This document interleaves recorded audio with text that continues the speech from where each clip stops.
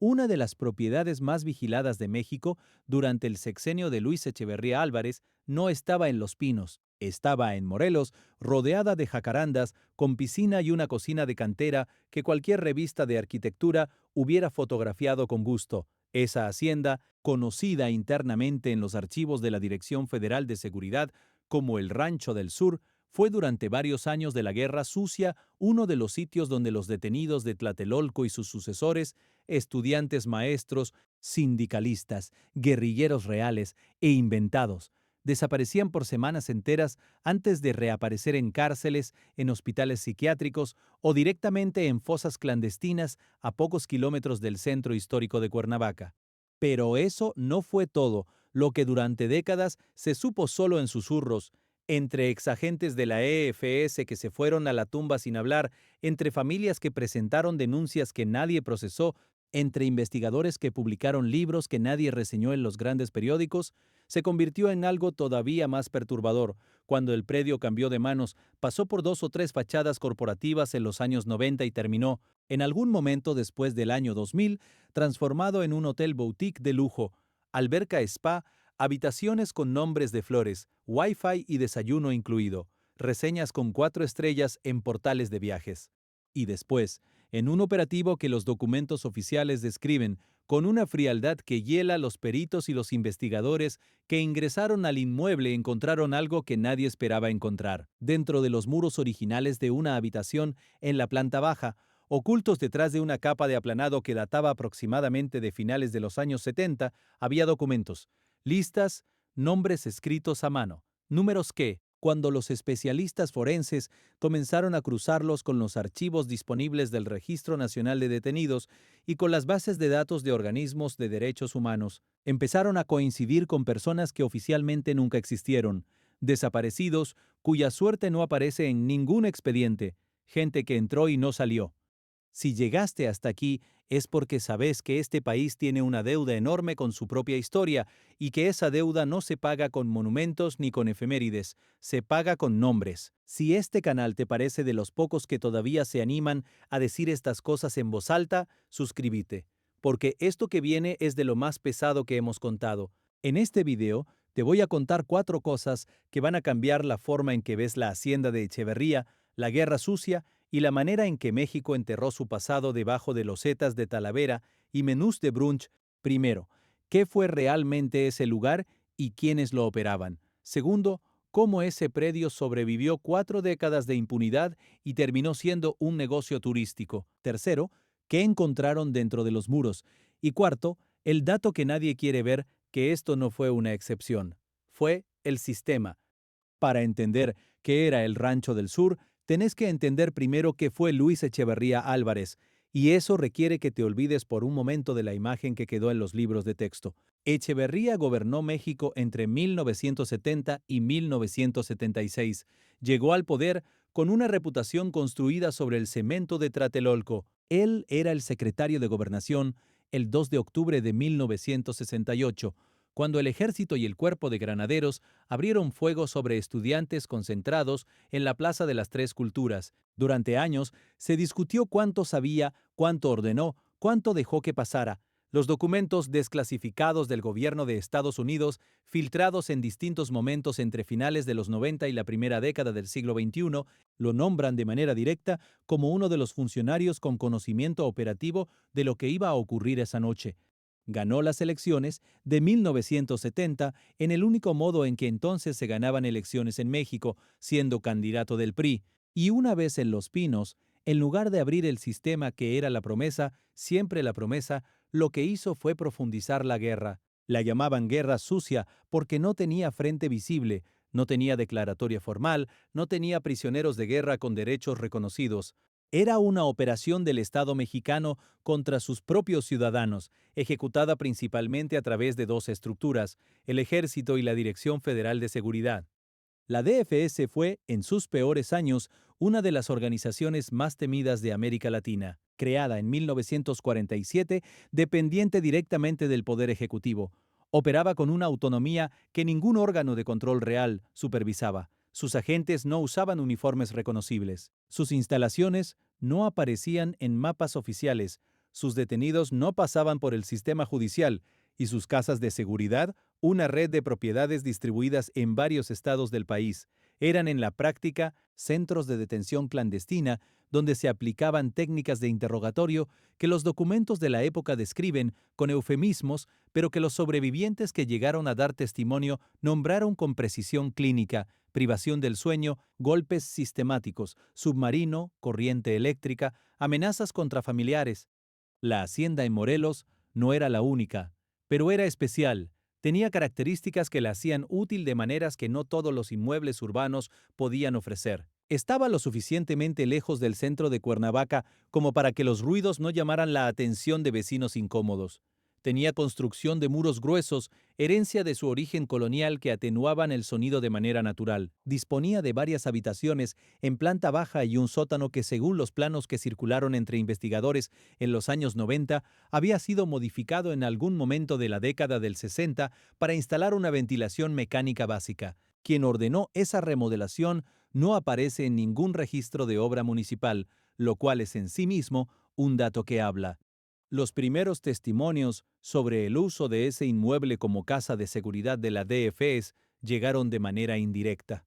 En 1990, cuando la Comisión Nacional de Derechos Humanos comenzó a recibir declaraciones de exdetenidos políticos en el marco de una investigación sobre desapariciones forzadas de los años 70, varios testimonios coincidieron en describir un traslado nocturno desde instalaciones en el Distrito Federal hacia un lugar en el estado de Morelos, descrito como una propiedad grande con jardín, olor a flores, calor húmedo y paredes muy gruesas. Los testimoniantes decían no haber podido ver el exterior durante el traslado, pero recordaban detalles: el canto de determinadas aves al amanecer, el sonido de una fuente, el olor específico de una cocina que funcionaba. Esos detalles, cruzados con la descripción geográfica que fue emergiendo de otros documentos, permitieron a algunos investigadores ubicar el lugar en una zona específica del municipio de Yutepec, en el norte de Morelos. Echeverría, durante todo su sexenio y durante los años posteriores, nunca fue formalmente imputado por crímenes cometidos durante la guerra. Sucia hubo intentos.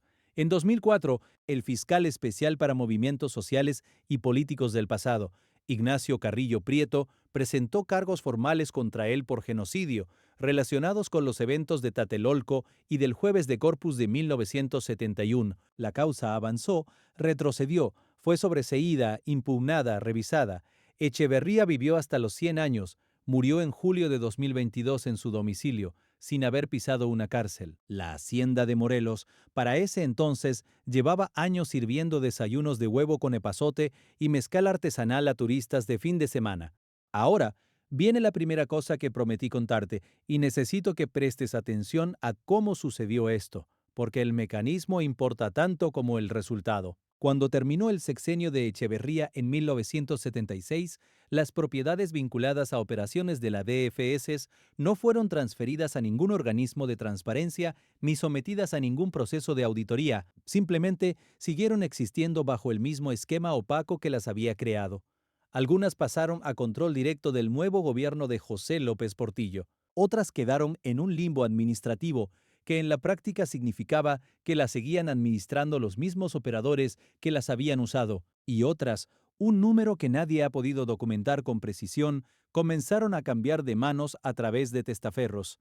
La hacienda de Morelos entró en ese tercer grupo. Los documentos disponibles muestran que en 1979 el inmueble apareció registrado a nombre de una persona física que, según periodistas de investigación que trabajaron el tema en la década de 2000, tenía vínculos documentados con al menos 2 exfuncionarios de la DFS. Ese nombre no importa ahora mismo, pero reaparece más adelante en esta historia, así que guárdalo.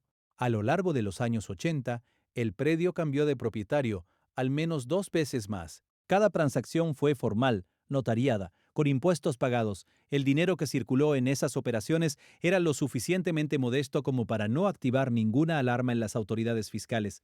La propiedad pasó por un período de aparente abandono parcial entre 1987 y 1993, años en que varios vecinos de la zona recordaron, según testimonios recogidos por una organización civil morelense a mediados de los 2000, que el lugar se veía descuidado, pero tenía siempre por lo menos un vehículo estacionado en el frente. En 1994, coincidiendo con el año del levantamiento zapatista y del asesinato de Colosio, un año en que México estaba demasiado ocupado mirando hacia otras partes para prestar atención a un predio en Morelos. El inmueble fue adquirido por una sociedad anónima constituida apenas 6 meses antes. El objeto social de esa empresa, según su acta constitutiva que está disponible en el Registro Público del Comercio del Estado, era Administración y Desarrollo de Bienes Inmuebles, Turismo y Hotelería. La sociedad tenía 2 socios. Ninguno tenía antecedentes públicos relevantes. Ninguno tenía experiencia documentada en el sector turístico. La remodelación comenzó en 1997. Tardó aproximadamente 3 años.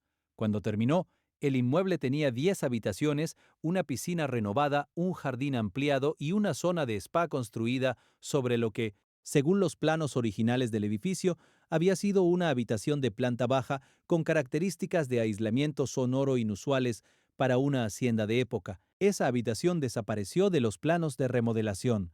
En su lugar, los nuevos planos, debidamente sellados y aprobados por el municipio, mostraban una sala de masajes y una zona de hidroterapia.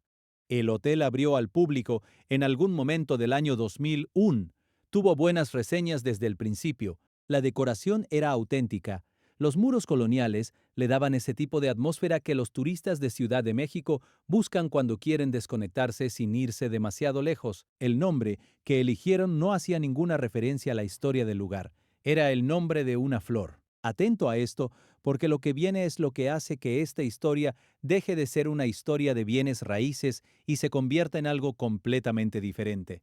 Cuando el operativo entró al inmueble, los peritos no iban buscando documentos, iban buscando otra cosa, indicios de modificaciones estructurales que pudieran ser relevantes para una investigación relacionada con el uso histórico del inmueble. Era un cateo con objetivos específicos, autorizado por orden judicial, y el protocolo establecía que debían documentar el estado actual de la construcción, compararlo con planos históricos disponibles y registrar cualquier anomalía. La anomalía apareció en la primera hora.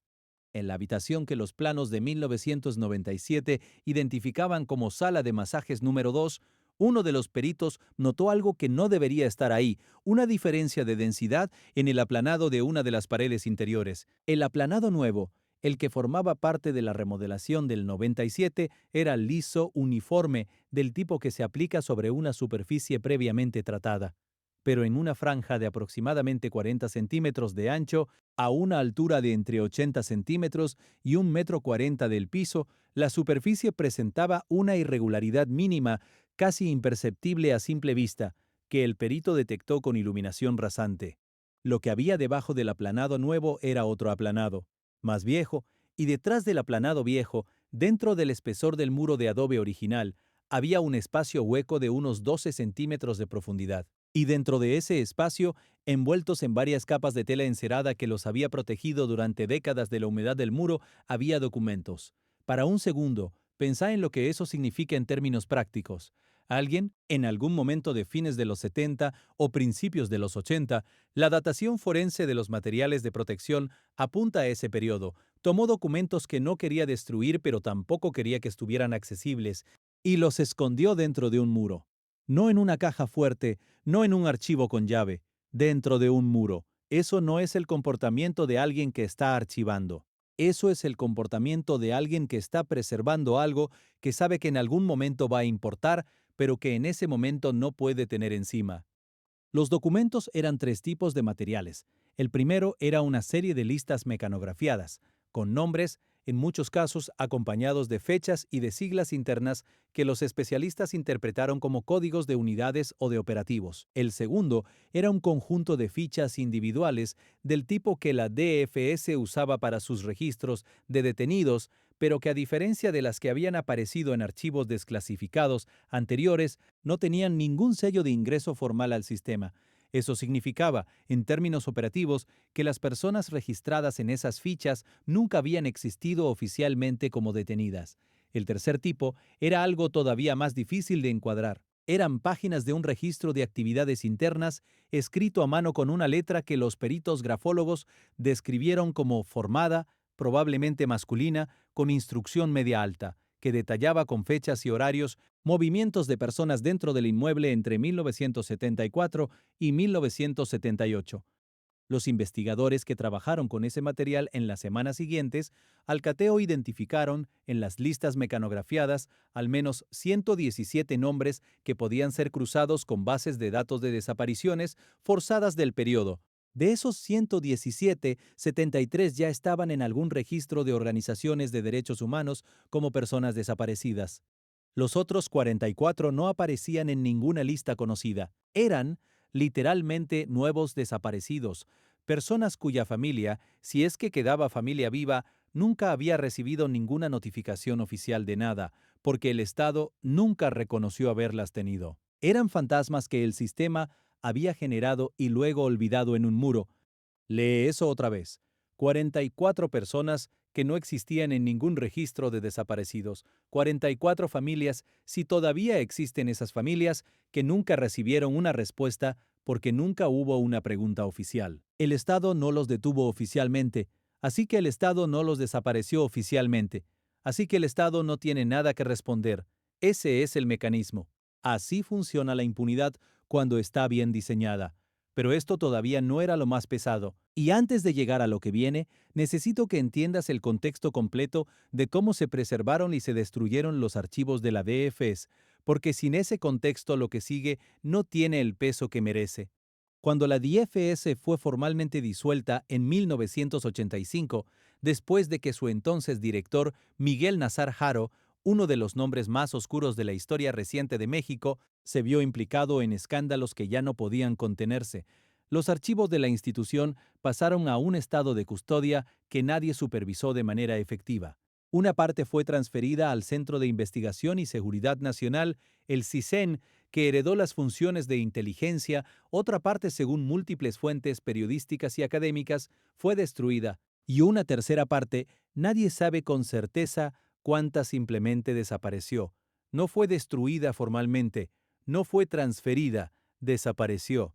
En 2002, durante el gobierno de Vicente Fox, se creó la Fiscalía Especial para Movimientos Sociales y Políticos del Pasado, conocida como FEMOSP. Fue un esfuerzo real, con recursos reales y con un equipo que incluía investigadores serios. Lograron cosas importantes, identificaron patrones de operación, documentaron casos, construyeron un informe que en su versión preliminar era devastador para varios expresidentes y exfuncionarios. Ese informe, conocido como el Informe Riquelme, por el nombre del investigador que lo coordinó, nunca fue publicado en su versión completa por el gobierno. La versión que circula, que académicos y periodistas obtuvieron a través de filtraciones, es sustancialmente diferente de los borradores que se conocieron en privado. Varias secciones fueron eliminadas o suavizadas entre el borrador y lo que el gobierno estuvo dispuesto a hacer público.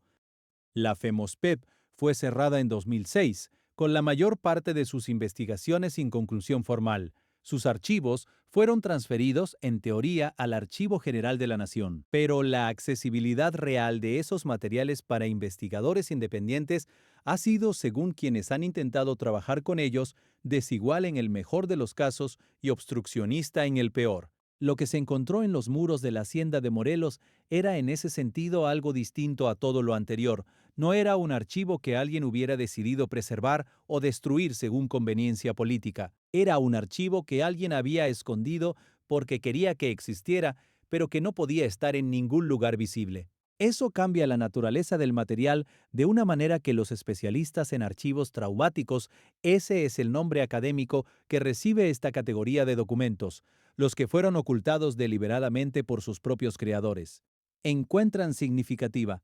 El registro de actividades internas, el tercer tipo de material encontrado en el muro, es el que más preguntas genera, porque un registro de ese tipo, escrito a mano por alguien con acceso operativo al lugar, implica que quien lo escribió quería que esas actividades quedaran registradas, no para el expediente oficial, que no existía, porque lo que ocurría ahí no existía oficialmente, sino para algo más. ¿Para quién escribía esa persona? Para sí misma, para un futuro hipotético en que eso pudiera importar, para cubrirse en el caso de que alguien intentara hacerle responsable exclusivo de algo que había sido una operación colectiva.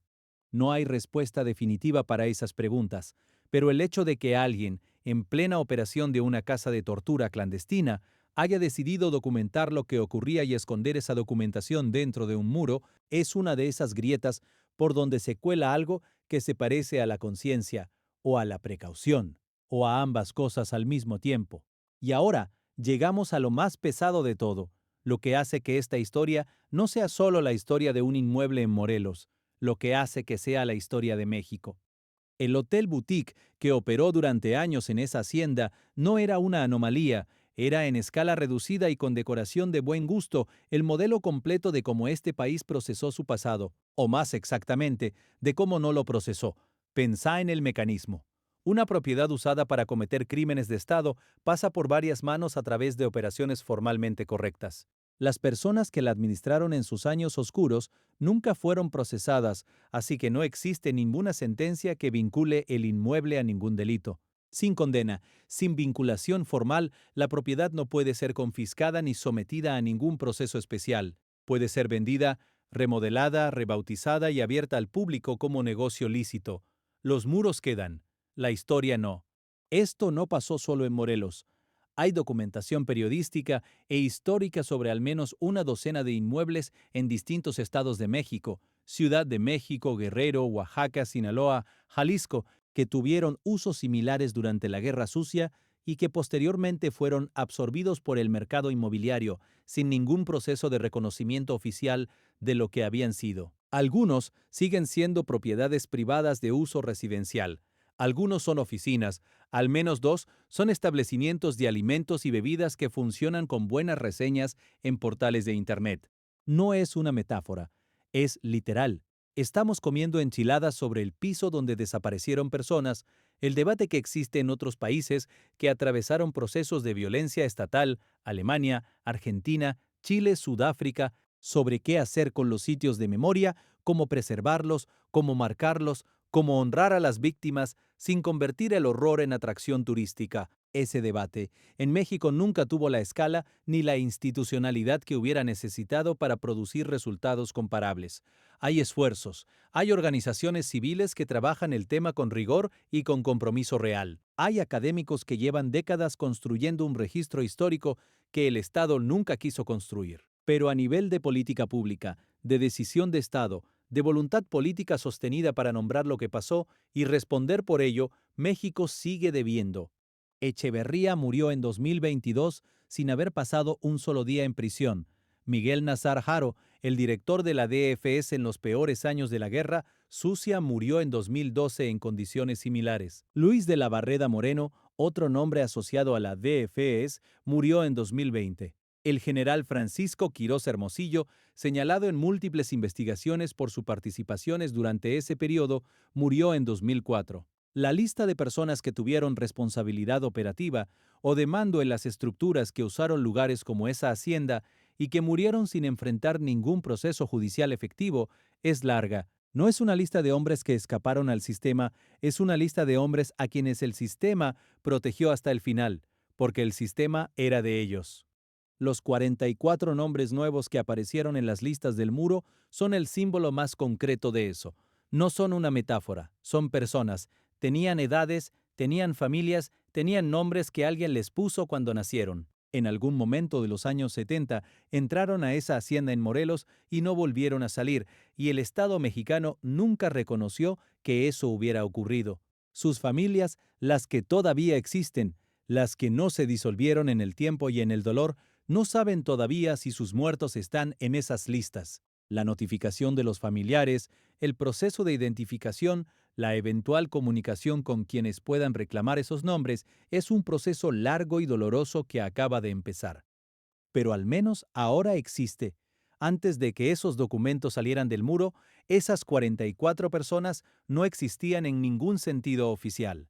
Ahora existen. Eso es lo que hace un cateo. Eso es lo que hace un investigador que entra a una habitación con iluminación rasante y nota una irregularidad en el aplanado.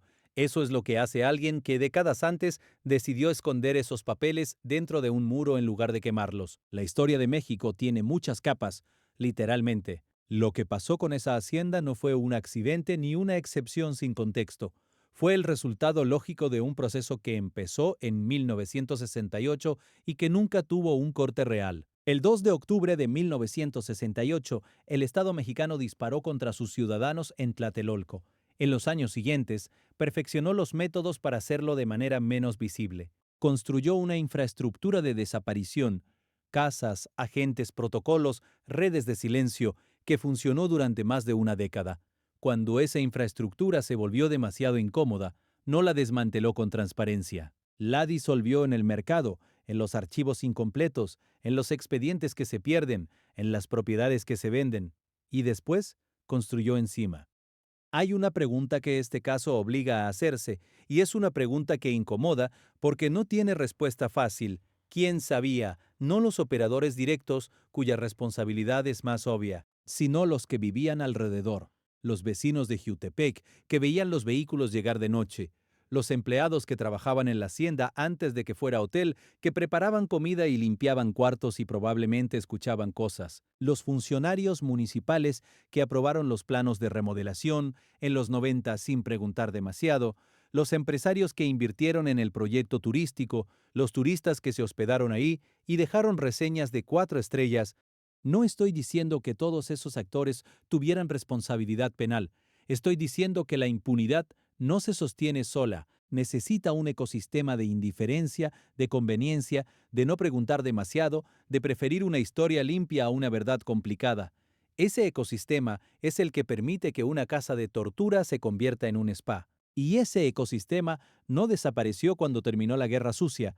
Sigue funcionando, en distintos formatos, en distintos contextos, con distintos actores, cada vez que una investigación sobre crímenes del pasado se archiva sin conclusión.